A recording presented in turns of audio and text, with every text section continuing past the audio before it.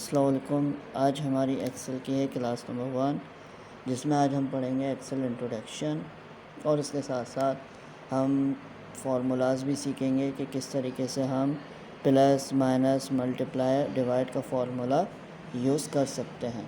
ठीक है, हमने पहले क्लिक करा ब्लैंक वर्कबुक पे क्लिक करने के बाद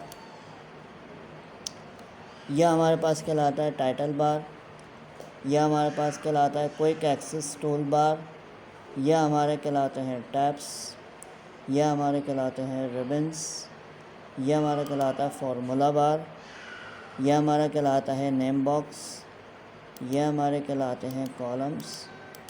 ठीक है, और यह हमारे कहलाती हैं रोज़, और ये हमारे कहलाते हैं सेल बॉक्सेस। यह हमारा कहलाता है टैब से, और यह हमारे कहलाते हैं स्क्रॉल बार। यह हमारे पास है वर्टिकल स्क्रॉल बार और यह है हॉरिजॉन्टल स्क्रॉल बार।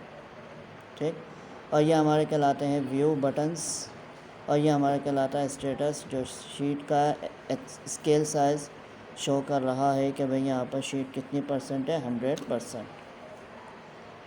अब यहाँ पे मुझे कंडीशन अप्लाई करनी है कि मैं चाह रहा हूँ कि यहाँ मुझे सम करना, तो मैंने यहाँ लिखा सम।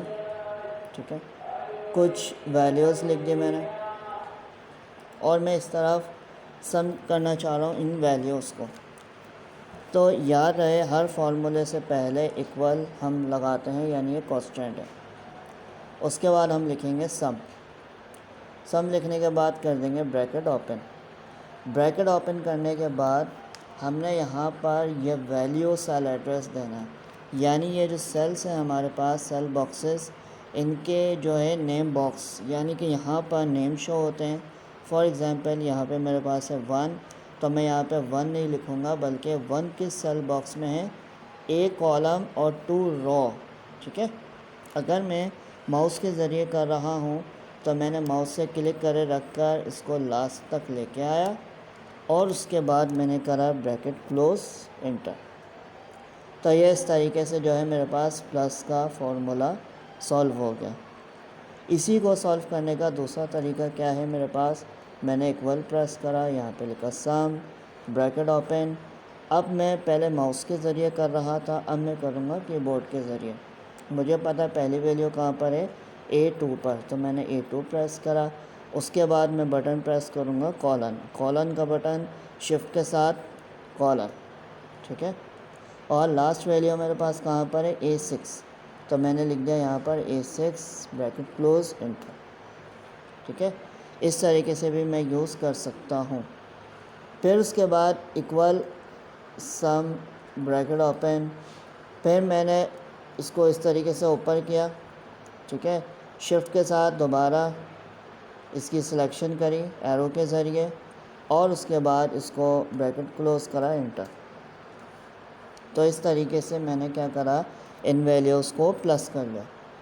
अगर मुझे इन्हीं वैल्यूज़ को स्पेसिफिक एडिशन करनी है, मींस सेलेक्टिव एडिशन करनी है, मिसाल के तौर पर मुझे 1 को प्लस करना है, 3 को प्लस करना है, या फिर 5 को प्लस करना है, तो मैं क्या करूँगा, यहाँ पर इक्वल सम ब्रैकेट ओपन।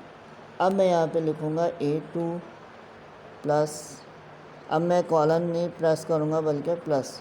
फिर मुझे 3 प्लस करना है, तो यहाँ पर 3 का सेल एड्रेस क्या है, A4। ठीक है, फिर उसके बाद प्लस, फिर उसके बाद A6, तो A6 करा ब्रैकेट क्लोज और इंटर। तो इस तरीके से तीनों वैल्यूज़ क्या हो जाएंगी, प्लस हो जाएंगी। फिर उसके बाद अब अगर मुझे यहाँ पर सब्ट्रैक्शन करनी है, तो यहाँ पे मैं शॉर्ट फॉर्म लिख रहा हूँ SUB। ठीक है, यानी सब्ट्रैक्शन। और फॉर एग्ज़ाम्पल यहाँ पर मैंने 100 लिखा, और यहाँ पे मैंने लिख दिया 50, यहाँ पे लिख दिया मैंने 10। अब मुझे यहाँ पर इन वैल्यूज़ की चाहिए सब्ट्रैक्शन वैल्यू, तो यहाँ मैं इक्वल प्रेस करूँगा। इक्वल के बाद आपने कुछ नहीं लिखना, ब्रैकेट ओपन करनी है। ब्रैकेट ओपन करने के बाद आपने 100 का सेल एड्रेस दे देना है C।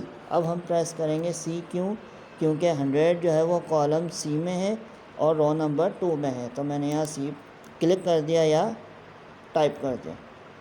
फिर माइनस फिर उसके बाद माइनस और लास्ट वैल्यू। तो इस तरीके से क्या हो जाएगा, माइनस हो जाएगा और ब्रैकेट क्लोज एंटर। तो ये मेरे पास आ गए सब्ट्रैक्शन वैल्यू, ठीक हो गया। अब अगर इसी वैल्यू को मुझे मल्टीप्लाई करना है तो मल्टीप्लाई के लिए मैं यहाँ शॉर्ट फॉर्म लिख रहा हूँ, MUL मीन्स मल्टीप्लाई। और यहाँ पर वैल्यूज़ को अगर मुझे करना है जैसे 20 मल्टीप्लाई बाय 10 मल्टीप्लाई बाय 5, ठीक है।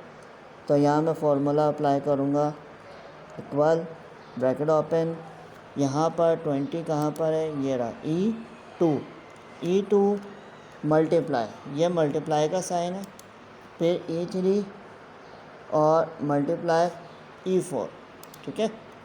अब यहाँ पर मैं ब्रैकेट क्लोज तो करी है पर मैं ओपन तो करी है पर मैं ब्रैकेट को क्लोज करना भूल गया और बाय मिस्टेक मैंने इंटर का बटन प्रेस कर दिया।